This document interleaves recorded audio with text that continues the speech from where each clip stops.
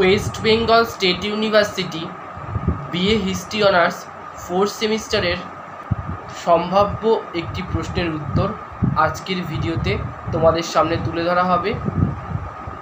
Paper 8 rise of the modern West, অর্থাৎ আধুনিক পশ্চিমের উত্থান।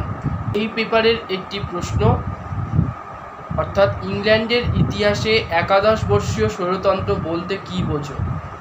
এই প্রশ্নটির উত্তর আজকের এই ভিডিওতে তোমাদের সামনে তুলে ধরা হবে।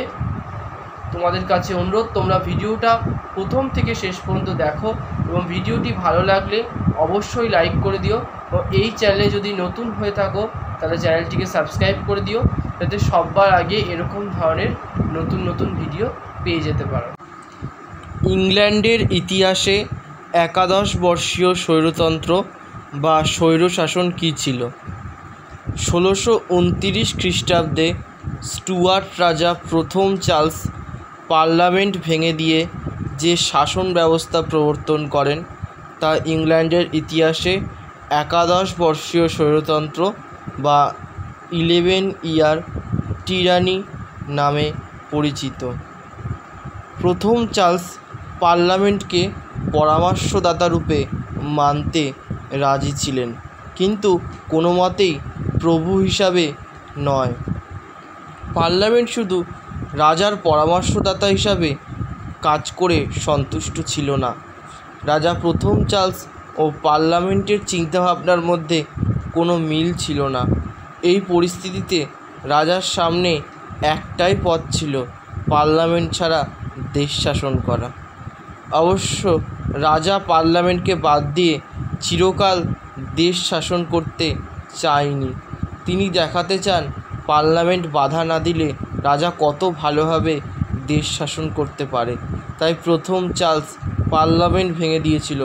পার্লামেন্টহীন এই শাসন 11 বছর ধরে চলেছিল, অর্থাৎ 1629 খ্রিস্টাব্দ থেকে 1640 খ্রিস্টাব্দ পর্যন্ত। এই 11 বছরের স্বৈরাচারী শাসন পরিচালনা করেন রাজার দুই প্রধান পরামর্শদাতা, ওয়েন্টওয়ার্থ ও লর্ড টমাস। ওয়েন্টওয়ার্থ ছিলেন রাজার শাসন সংক্রান্ত পরামর্শদাতা এবং উইলিয়াম লর্ড ছিলেন ধর্ম বিষয়ক উপদেষ্টা। এই 11 বছরের শাসনকালে রাজা সমস্ত ক্ষমতা নিজের হাতে কেন্দ্রীভূত করেছিল। ট্রেভেলিয়ান চার্লসের স্বৈরাচারী শাসনকালের নীতিকে বলেছেন অর্ধ ব্যবস্থা।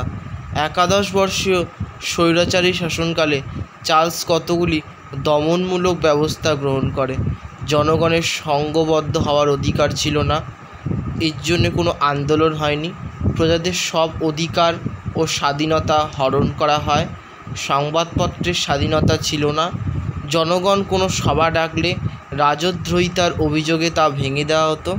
রাজার বিরুদ্ধে কোনো ব্যক্তি কোনো রকম মত প্রকাশ করলে দেশদ্রোহিতার অভিযোগে তার বিচার করা হতো। যদিও চার্লস ঘোষণা করেছিল যে তার শাসনের উদ্দেশ্য হলো সামাজিক ন্যায় ও দক্ষ শাসন প্রতিষ্ঠা করা, কিন্তু তার উল্টোটা হয়েছে। চার্লসের স্বৈরাচার দেশের মধ্যে ত্রাসের সৃষ্টি করেছিল। পরিশেষে বলা যায় যে একদল ঐতিহাসিক বলেছেন একাদশ বর্ষীয় শাসন ছিল স্বৈরতন্ত্রের নামান্তর, কারণ দীর্ঘ 11 বছর পার্লামেন্টের কোনো অধিবেশন আহ্বান করা হয়নি। চার্লস পার্লামেন্টের সাহায্য ছাড়াই দেশ শাসন করেছিল। আর একদল ঐতিহাসিক মনে করেন স্বৈরতান্ত্রিক হলেও